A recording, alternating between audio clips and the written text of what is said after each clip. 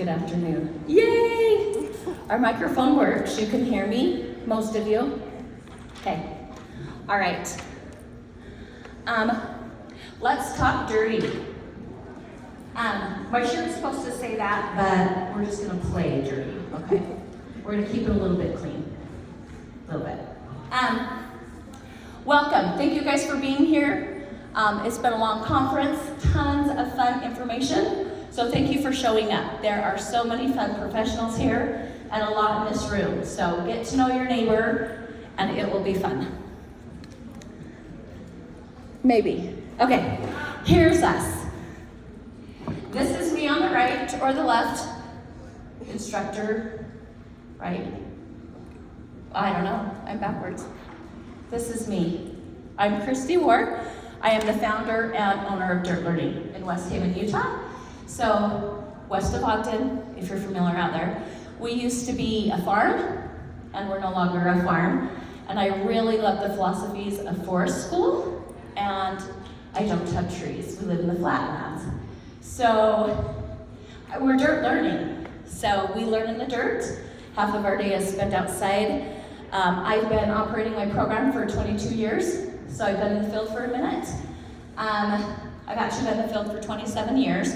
I thought, oh, I've got some time in. And then the lady this morning said she's been in there 40 years, so it's okay. I'm gonna teach water aerobics when I'm 88 too, so goals. Let's see. What else do you wanna know about me? So my main job is the founder of Dirt Learning and not preschool. But I have a lot of side jobs. So I teach for the neighboring prevention community. So I do a lot of parenting classes, emotion coaching, learning to breathe, a lot of that kind of stuff, parent support. So that is a big part of my program is parent support, but we're gonna touch on the messy and nature part. Hello, my name is Melanie Wilson. I run an in-home childcare as a single provider for the past 2 years. I've worked a lot of different jobs throughout the years, from management to government contractor, but I've always loved childcare, and once I had my son, I knew I wanted to make that a long-term career, not just a job. All right, because I teach a lot of classes, I like to set my classroom up as a safe space. These are the same rules I use in my program, and they're rules I'm gonna ask that you follow here as well. So the first rule is to be respectful. What does respectful look like? It probably varies from person to person. The biggest part about being respectful is to allow everybody to learn at their own pace, okay? Some of us have 2 years, some of us have 20, some of us have 40 years. Respect where everybody's at, and hopefully you will find something that you have forgotten or can use. But be respectful for sidebar conversations. If there's emergencies, we're adults. We can go to the bathroom. We can get up and move as we need. I'm a big advocate for moving as we learn. So you're allowed to move, okay? We have enough space around the room. Feel free. Be uplifting. Listen to people's comments. Feel free to share your comments and build people up. We are here to support each other and come together to collaborate, thank you, versus comparison, okay? And then third is be brave. So I do a lot of risky play in preschool, and I ask them to be brave, to stand up, and to try something that they wouldn't normally try. So the theme yesterday was to use your voice. I asked you guys to use your voice. I want you to respond, I want you to interact the best you can, but be brave. And at the end of this, try something different that's brave to you, something you may not think you can do. And the last one is to have fun. Let it be fun. Trainings can take all day. We are towards the end of the day, but have fun the best you can. I am going to add to these rules. I am going to show you parts of our programs that may look different than yours. Like I said, I'm a private program, so I am license exempt. And so there's things that I do that you may not be able to do in your programs, or things that your personal rules or boundaries will feel different or feel challenged or activated. Allow that feeling to come and go, I can't do that, but I can do this. okay? So as we move through, to just remember those 4 simple rules. Can we all agree to follow those to the best of our ability? It's, Do you want to make sure that they know not to take all that thing? oh yes. So I tried to upload the presentation. It won't let me. And I know why it won't let me. I have my program children on there. Even though I have permission to share their pictures, I would rather them not broadcasted across the United States. So I want to protect their privacy to the best of their ability. I do have their permission, they do know they're on here, but I can control here. And if you take a picture, that's fine. I do have a couple of the slides on the thing, and if you really enjoy it and want more, reach out to me personally. I'm willing to talk to you about things. All right, thanks for the reminder. All right, have you seen this before? I hope you know and live this. But did you know that this shows up in so many different aspects of your life? So this is a downloadable. There's also one up here if you want a better picture, but it is on the WOVA app. I was able to get that on there. So this is my version of Maslow's hierarchy of needs, okay? So when we're stepping in to something that may be new or uncomfortable, you guys have to catch my breath for a second, okay? I ran to my car before I came here and I just haven't stopped. So with the physical things, I'm feeling sensations of out of breath and trying to hurry through things. So I'm gonna take a breath. If you haven't been in this session at all, this training that didn't tell you to take 3 big breaths, let's do it together right now. You ready? Big breath in, hold, exhale out. This time I want you to make more sound. Big breath in, hold, loud out. Give me one more great big in, and out. Okay, I hope that makes you feel calm, because it made me feel calm. And then there's many times in my classroom where I'm like, teacher needs you to help me breathe. Can you help me take 3 deep breaths to calm my body so I can function? So the first part is physical needs. I see that you're all dressed. So thanks for meeting that need. I appreciate the clothes on. Food, water, sleep. Check in, where are you? Were you up till midnight doing a presentation? Maybe. Maybe your dogs woke you up at 3:30. Or maybe you got a good 8 hours of sleep. Hopeful, right? So the bottom is our physical needs. If our physical needs aren't met, we can't help others. So you start at the bottom and move up, and if this one's not met, we have to be in before we can go to the second level, which is safety and security. Do you guys feel safe? Did I do anything to help you feel safe? Did I create some rules and some boundaries and give you permission? I did. Were they simple? Absolutely. But you guys are in control of yourself, so please, you have permission to do what you need. If I'm driving you crazy, walk out of the room. If it's too loud, I have earplugs, okay? Love and belonging. That is all about connection. When children walk into your program, whatever program it is, if it's even the health department, do they feel like they're loved and connected? Maybe, maybe not. If they don't even feel, if they didn't get food, then they probably don't. But our goal is to reach that love and belonging and connection. So look at it and we'll move more. I'm doing another presentation after this that's gonna go deeper into this. So those are kind of the basics I'm gonna hit for this, okay? Maybe I'll let her do it. All right. I'm very, very, very passionate about this. So kids are built to move. Having more time for unstructured outside play is essential. It's like a reset button. How many of you have walked out of the building and let the sun hit you and I'm like, oh, I can do this, I can sit for another 2 hours. Okay, outside is that same thing. So here's some of the dirt on nature play. I heard in my last thing that it is not a rule for Utah preschools to have an outdoor space. That was the first time I heard it. It's a rumor. I don't know if it's true or not. But if you don't have something you can do outside, find something. And if you aren't forced to do it, find a way to make it happen. So that could be a rumor. I don't know at all. Okay, so the second part is why do we go outside?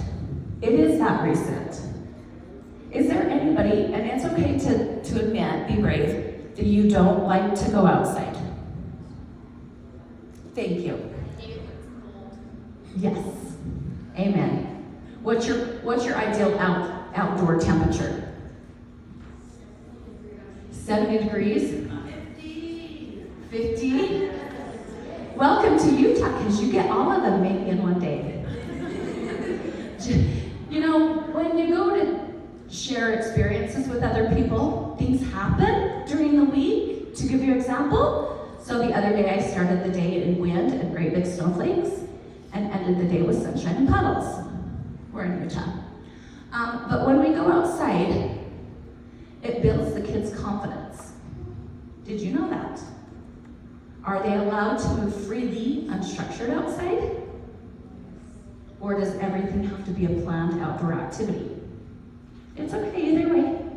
Nothing is either right or wrong, just an awareness. We're bringing awareness to it. It promotes creativity and imagination. It teaches responsibility. Responsibility on a lot of different things. One, the earth. Did you know that the word earth and the word heart have the same letters? Kind of cool. It keeps kids moving. If you know a 3-year-old or a toddler, they like to move. And so do 45-year-old women. It makes them think and reduces stress and fatigue. So this next slide has a little bit more dirt on learning. This is in your slideshow. So filthy, muddy, messy, fun equals happiness. Do you agree or disagree? Or part of that is okay?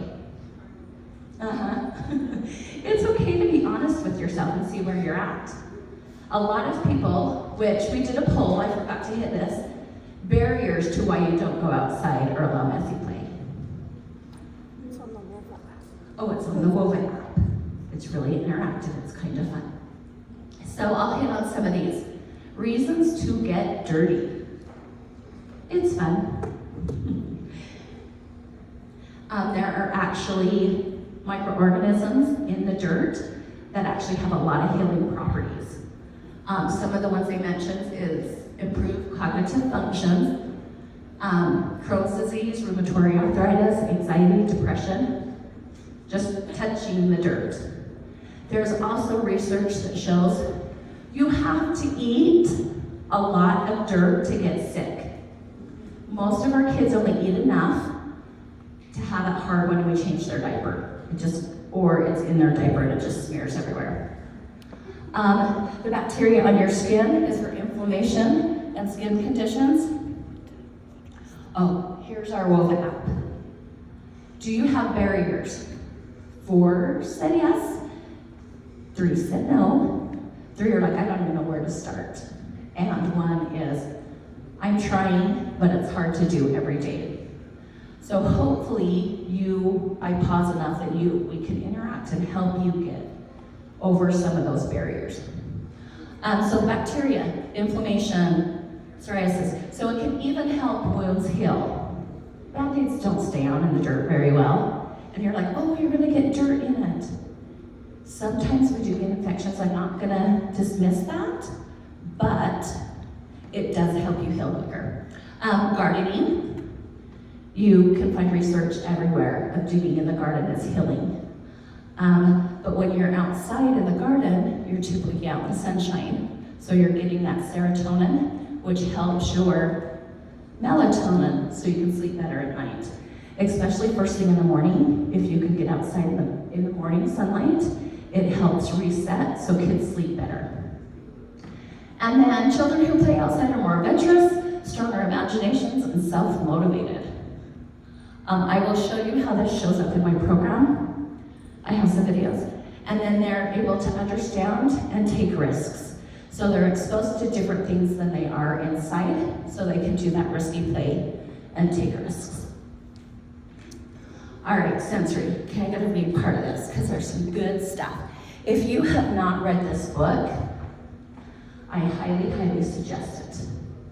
I just realized I have the hard copy, the digital copy, and the Audible, okay? It's available everywhere. The research is not that old, but it's amazing. Okay, back to me. All right, sensory resilience. So there's a lot of sensory in our program. Do you see that? And it's not just for the kids. I'm right there in the middle of all of it. But by being outdoors in the weather, sensory integration is simply taking all the stimuli detected by the senses: smell, sight, sound, temperature, balance, gravity, and organizing that information for functional use. The senses work together to help you effectively process information about your body. Oh, I need to take a deep breath. See? She's here to keep me on task. So all the senses, okay? You guys know what your senses are. But they become working together to help those cognitive functions work and know about your world around. But do you guys, this is starting to come out more. I'm seeing a lot more of it. But do you know the sense of proprioception? Do you guys know what that means? Does somebody want to explain other than me? Be brave. Okay, I'll read it. Slow. Okay? It's the ability to sense what parts of your body are doing without looking at them. Okay? So we have our 5 senses, and that's what we focus on. We're doing a theme, we're doing the 5 senses, we're gonna touch, smell, see. But you know where your body is. One thing that I have in my program that makes people nervous is I have rebar that is longer than their body. In 16 years of having this piece of rebar, I've had 1 child be injured. Why do I have it in my program? For one, it's heavier than any stick. It's longer than their body. So now they have to learn how to maneuver it, and they create the space around them. So proprioception is really important. So they know what their body is doing and who is around them is part of their biggest sense. And then the vesicular sense. Have you heard of that one? I hope so. Good. I get to tell you. It is the awareness of your body in space. So it's kind of similar, what your body's doing and the space around it. So part of turning on your vesicular sense is, do you have kids, as soon as you go outside, or any chance given, they twirl? Did you know a secret about twirling? It resets your brain. So, years ago when I first started into self-development, there was a lady that I was listening to, she said, when I get frustrated at the copy machine, I just twirl. And it resets and calms you down. So if you ever get frustrated with your children, if you just twirl, you'll feel better. I can do it once before getting sick. But as a child, I spun and spun and spun. I was like, oh, the world's spinning. So it's that sense, but it restarts. And a lot of children who have, or we think they have ADHD, that resets them. Also the movement of the swings. If you don't have swings in your program, I wish you can. Because that rhythm of the swing not only calms the body, but it also engages rhythm, upper body strength. Swinging is not just your legs out and in. It's your whole body. Lots of core, upper body. I'll have kids that swing for almost an hour. They're like, teacher, my arms are tired. Then let's choose something different. Your body needs a break. So allowing for those senses, it is easier to have kids twirling and somersaulting outside than it is in the classroom. So that's why it's really a good part of nature play. Any questions so far? I'm trying to slow down. All right. we now get to show you some of our programs. And again, look with respect and love.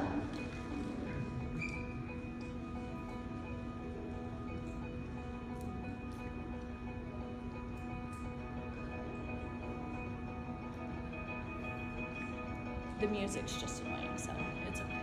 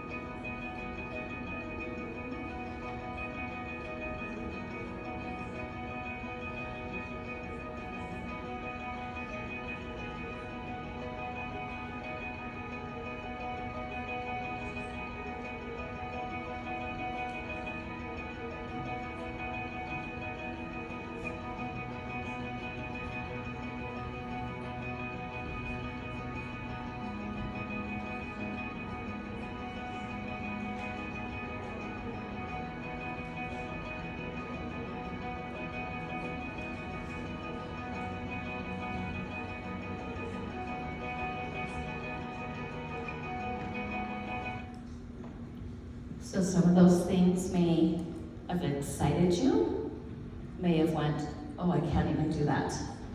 One barrier a lot of people face is the mess. So I am dressed for mess. I look all right in these clothes, but I can move. I can get down with the kids. I can twirl.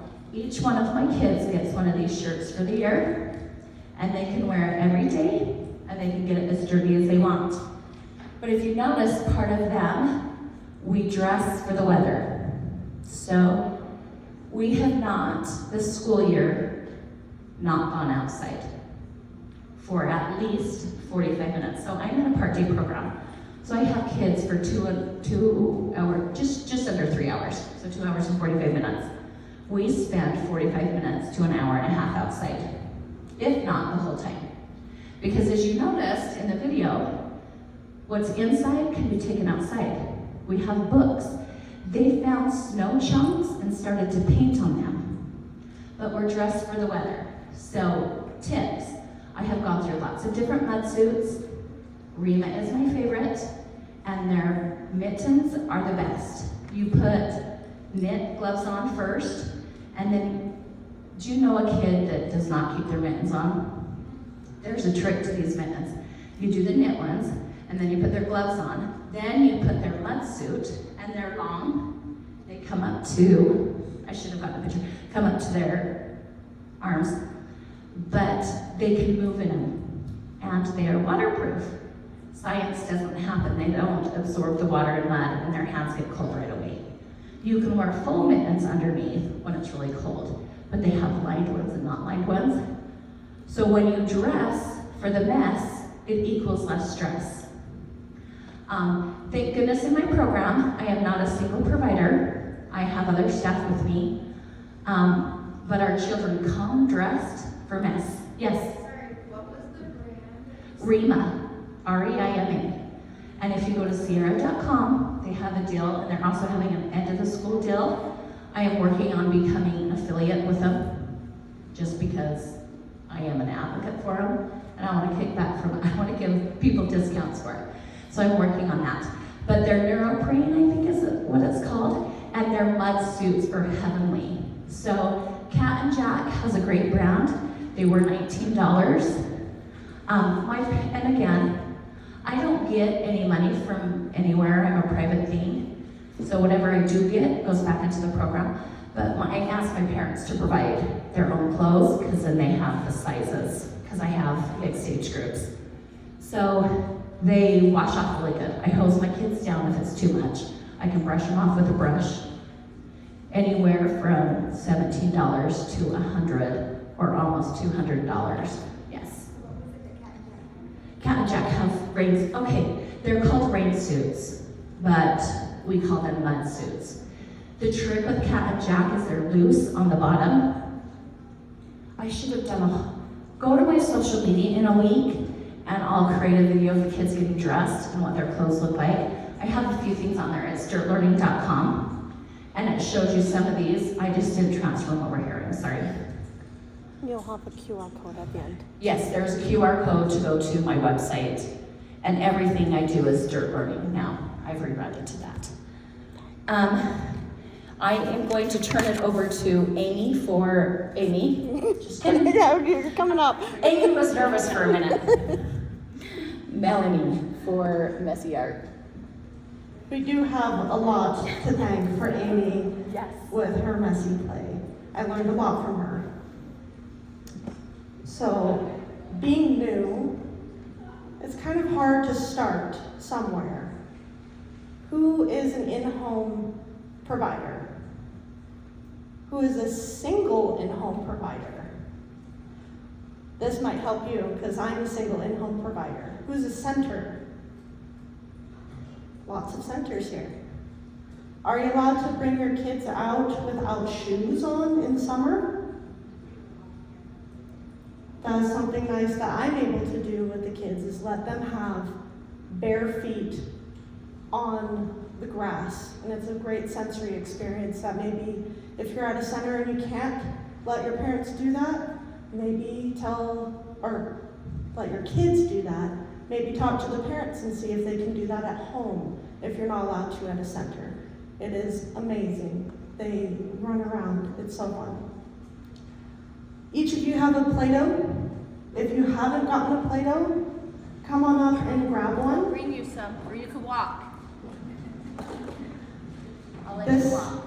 gave me so much anxiety when I first started letting kids play with Play-Doh and they wanted to mix the colors. I had to deal with my own anxiety about it.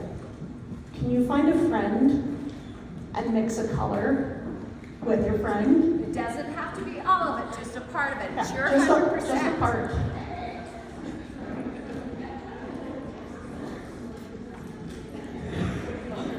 There you go, Amy. Yes.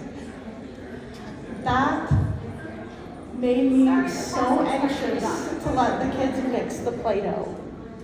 But that's not the kids' problem, that's my problem. So that's where I started. Before I did anything else, I started with letting them mix the Play-Doh because it was a small step. We already love to play with Play-Doh, but letting them mix the Play-Doh got me out of my comfort zone and helped release those barriers of cleanliness and control in myself because they benefit so much from mixing colors. They learn what colors get mixed together and what that turns into. Up on this slide here, I got so frustrated with when I started doing free gluing, thank you, Amy, just let them have all these random little parts. Because I'm a single provider, I made sure nothing is a chokeable item. But they kept touching the wall. And it was driving me nuts because I kept having to go and clean it up. So you can see, I gave them a yes space. They could put it up on the wall. They could drip it down because I have stuff in the way of it getting on the wall. So that made it so it was easy for me to clean up. Easy cleanup is such a relief on my anxiety of their dirty, messy play. Just give them something where they can do it, and then we don't have to tell them, no, don't do that, no, don't do that. I changed my paint to a washable medium. I let my parents know that I'm going to let them get messy. Their clothes are gonna get stained. I am not gonna do bibs anymore. So, on a show of hands on this, who has parents that bring really cute clothes on their kids? I told them to stop because it will get stained. And if they do bring those cute clothes, they're gonna get messy. So if you can preemptively say, hey, we're gonna do something messy. Because I'm a single provider, I do mud every Wednesday. So we do Mud Wednesdays. So it takes stress off of me and the parents to know that it's only one day they're getting drenched in mud throughout the summer. So just prepping your parents to know that there can be a mess, there can be staining stuff. And if you're at a center, you might have a little bit more help, but if you're a single provider, it's really hard to try and keep everything clean. Do you want to explain some of the art cleaner? Yeah, I'm gonna show some of the stuff. One of the things right here, if you're intimidated by the mess of mud and how much it stains, this is coconut fiber. It gets a little bit messy, but it washes off easily and it shouldn't stain your clothes. It doesn't really get on your clothes, it doesn't stick.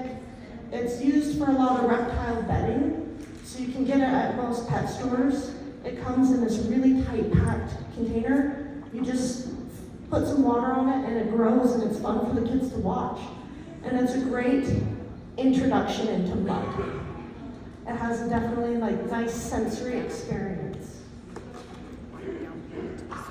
Watered down paint with soap. The gluing, because school glue washes off super easy. One of the other really amazing things is oobleck. Who knows about oobleck? If you don't know about oobleck, that is cornstarch and water. That's all it is. And it's really fun because it's a non-Newtonian fluid. At rest, it's a liquid. When you're messing with it, it's a solid and you can break it. And it washes off instantly. There are at Bath and Body Works, I found, if you can have sense, this is remember rock pops and how here, I'll do it in the microphone. So it's sensory, you ready? And it's sanitizer, but it's also glitter. Okay, this is like shaving cream, but it's foamable soap. So at the end, you'll get to come touch and play with these. So. One of the other things I like to do, just getting started, was read a lot of books. Christy already mentioned it, but this book I've read probably 5 times, Balanced and Barefoot. It has all of the research-backed benefits of outdoor play and all the great things that come with it, so I can't recommend that book enough. So I listen to a lot of books on audio as a single provider. I don't have time to sit down and read a book. So I get my library card and the Libby app, which is you can connect your library card to this app and get free audiobooks. I love it. It's a really cheap way, a free way to listen to a lot of books. Who struggles with winter? Yes, that is the hardest part for me with wanting to be play-based and nature-based and all of the outdoor time is winter. That gear, getting it all on the kids, is such a struggle for me. So what I've done sometimes is I bring the outside in. We talked about Maslow's hierarchy of needs. Sometimes it is not in me to get outside. It's too much. So I fit the best I can for their needs and my own. Get rid of that. Oops. I'm messing everything up. Oh, you're okay. So sometimes I can't get outside, so I bring the outside in. I'll get a sensory bin and bring in a bunch of snow. I'll let them do colored water, use food color and water. I'll do things like vinegar with food coloring in it, and they can use droppers over baking soda. It's fascinating for them, it gets their fine motor skills, and it's messy but clean. It's easy to clean up. Go to the next slide and let's talk about cleanup. Oop, Oh, wait. too far. There we go. Less no and more fun. If you let them get messy, engage them with cleaning up. Make the cleanup part fun. This is an extreme example at Christy's facility. And Let me add some better. So this is an extreme example. As you can see, this did not happen outside. I am lucky enough to have cement floors, and it started at the table. So it's paint and shaving cream, got all over him. You can see everywhere his body is covered.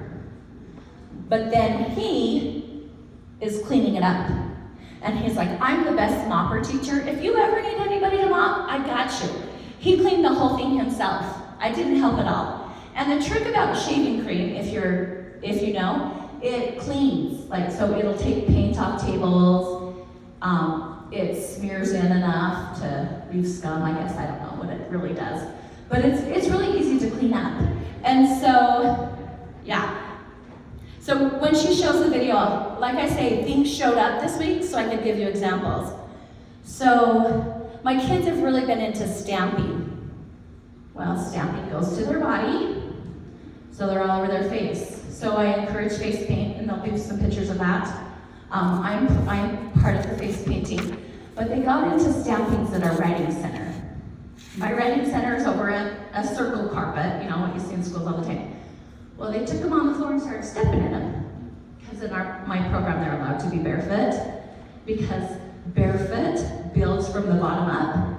It builds their strength, their core, sensory. So they started to step in the Play-Doh, or in the Play-Doh's easier, in the stamps. So I had to check in with myself and take 3 deep breaths and say, ooh, I bet that feels really good on your feet. And as they're running around the carpet, I take a deep breath and say, could we move this to this area? I think there's more room over here. So let's move to the cement. And then I thought, is this gonna be slippery? Is this wet? And then I was like, let's save your footprints. And so I pulled out the butcher paper and let him run around. So even me, who has 27 years of messy play, still has to go, okay, we can do this. That exhale, what are they learning? What is the purpose of this? And what is it hurting? It wiped right off. Most of the time it comes off their faces. And I really hope the parents are going to the store and they pick their kids up. I always ask, are you running errands after? And then if they need a wet wipe, I can give them, or they can go show their face in the store. But allow them, yes face. You know, I would rather you not do it on the carpet and across the crash pad, but you can do it over here on the cement. Okay. Yeah. My last comment on my section. I know centers and homes each have their own challenges, but there's so many little things we can do to implement more outside and nature into children's lives and our own, because they are not the only ones who benefit from it. We do too. Yes, we do. That reset is not just for the kids.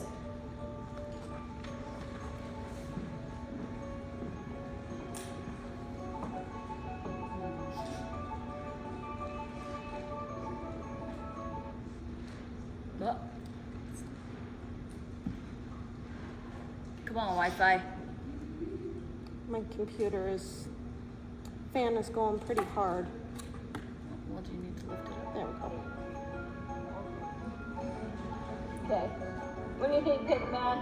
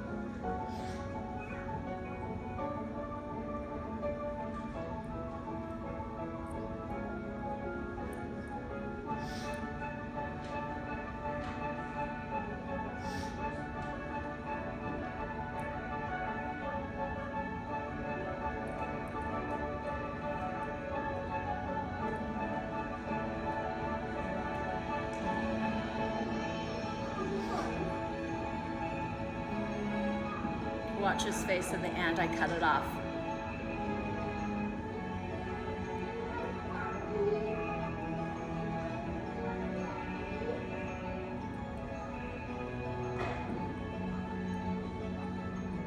There's their footprints. There's how we keep it clean. There's my stains.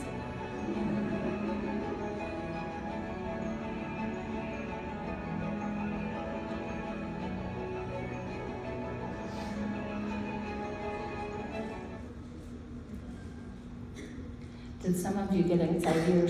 I just love it. So I'm pretty extreme.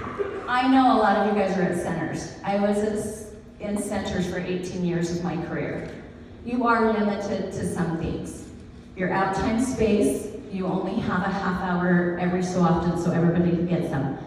I know that that's a barrier that you don't have control over, but in that half hour, what can you get done? What can you say yes to in that short amount of time? So you saw the footprints, the stain on my rug.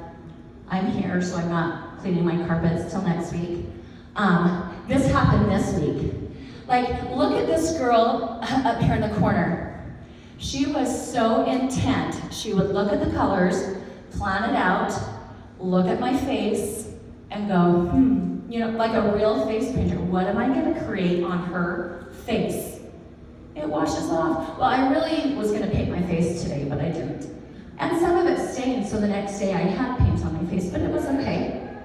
But just the fine motor skills, the choice, the creativity. So they look like they're really mad, and I can't remember what she said, but she turned into something, like a leopard, or a cheetah, or a vampire or something. I can't remember, but she transformed herself into that. I have a group of girls that are really into makeup too. So this is easier to clean up than makeup. That little boy in the cut up paper, oh my gosh, I cut it off too soon. He just barely turned 3, so I have 2.5 to 7-year-olds in my program. And his face just lit up. But he wasn't the one who dumped the paper on the floor. The snail did. We have a snail in our classroom, and he made the biggest mess. But guess what? A lot of cleanup happens by adults in the classroom. That's just the part of it. But when I set a timer, I have a countdown timer that makes different sounds, and then when it beeps, you like see a robot or something, and the colors change. It's just an app I download. But when they get to be part of it, the excitement comes up, and I was like, okay, I'm gonna count down. Let's see what we can do, see if Snell wants to help us clean up. You know, let them be part of the cleanup. And then, no, I'm washable, kids are washable, clothes are washable. We had a parent bring in this craft. So this is slime that you make in a bag. So you see he's pumping the activating solution in there. So we measured out how many pumps he has to put in to the measured glue. So we mixed the glue and water before, the borax and water, or the activator in the bottle. So he had to find motor, and he had to do a complete pump of 11 squirts, and then he had to mix it in the bag. So I didn't have glue all over my hands, I didn't have glue all over the table, until they got to explore it. And then they took it home. And I told each parent, when this gets on their clothes, vinegar takes it out. So if you ever get glue stuck somewhere, faster cleanup is best, but vinegar will take it out. And I remind the kids, you guys remember, try not to get it on your clothes, but if you do, we'll make you smell like a pickle, because I use vinegar. So here's the recipe. This slide, unfortunately, is not on there. I have that. If you email me, I will email you back. More slime recipes as well. There are slime recipes, oobleck recipes, copies of the dirt benefits, a few of them, Maslow's hierarchy of needs.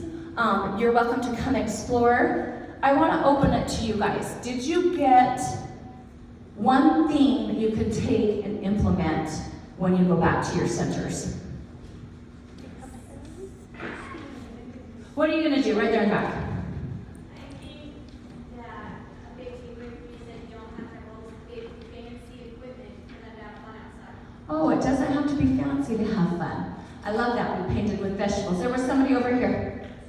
I have tables outside. I have big space. Uh-huh. That's why I never Because there's tables out there. Yes, we have tables out there that they want to take to their people right outside. Yes. Really, outside. I like outdoors. Yes. Did you see how my kids created their own table on my bench? And they were on the grass too? Different places works. Okay, let's go from this side. Who's got something over here? There you go. Different mediums in your sand and water table. There is actually a sand and water table playbook from one of my good friends. Feel free to look through it. What else do we got? What is something we didn't mention too? Tell us what you got.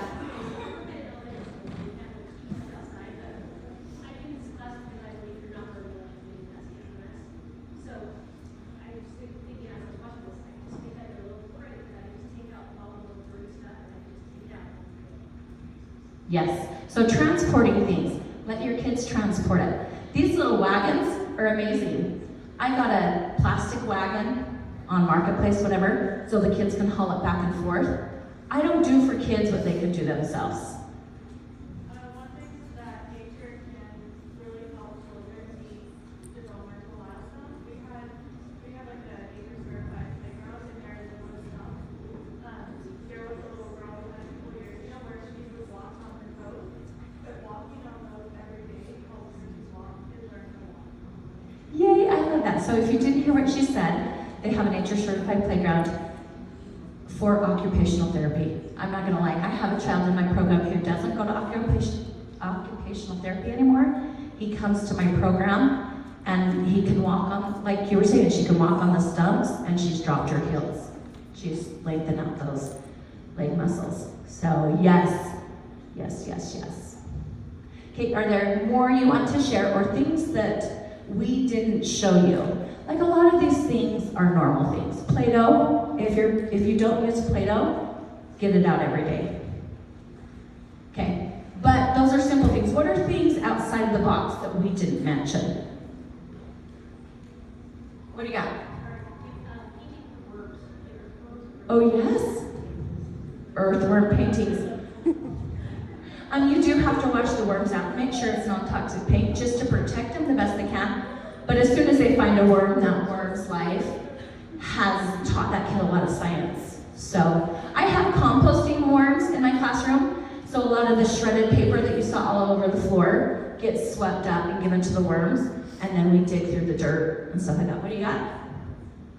Somebody got something. What do you got? Tires. Oh, tires. Yeah, you gotta be careful that they don't become breeding grounds for mosquitoes. Yes. But letting kids push tires around, they're incredibly difficult. So we've got some tires in our program. I didn't know this tire was so heavy. So side note, my son's a strong man. So I have a tractor tire that the kids climb in and out of all day. But I got a skid steer tire. They're heavy. So I have a little boy who is classified Down syndrome. Call it what it wants. He's a little boy in my program. He loves to use heavy body movements. So the pulling, the pushing, the lifting. He and I wrestle. We're allowed to wrestle. Consent is always implied. If I say no, you respect that. If he says no, I respect that. So we do allow a lot of rough and tumble play. But that heavy tire has been such a community thing because he himself pretty much can lift it. But the other kids want to and they can't. And so it brings the community together to get it to flip over and over. You've seen the strongmen flip tires and carry tires. Yeah. All right, what other things? 10 minutes. So Okay. people come up and So she's giving me the 10-minute thing. So if you guys want to mingle among yourselves, because like I say, you have some really, really smart people in this room who run amazing programs. These were my ideas and Melanie's ideas to share, and they're just like that. I will tell you, opinions are just like bums. Everybody has them and they stink. So take what you like, leave what you don't, come play with our things, ask questions, mingle, move your body. And thank you, thank you, thank you. If they do have a survey, feel free to fill it out and give us your honest opinion. Like, I can't do better if you don't tell me.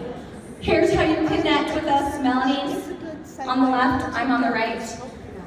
And it feels nice, and it's just like Sorry, the table's the outer pet stores or Amazon that comes in. What do you think, Tom? Give me your feedback. And it's in the Oh, I was just reptile you asked the section, question so it's like about, for reptile and amphibian bedding. So if your center meets the requirements by number of kids or number of hours that you have to be state licensed, in those licensure requirements, you have to have a waiver. But that's for centers. That's not the same for home-based. Yeah. Yeah. So you saw my center. Is it qualified? Is that something I should do? Look into like So I was putting water down here just to put in a. I'm pretty sure This was hand sanitizer. SB 13 Yeah. Do you want to try it? for ages. So Yeah, that's the soap. yeah, but I'm wondering, we're K-12.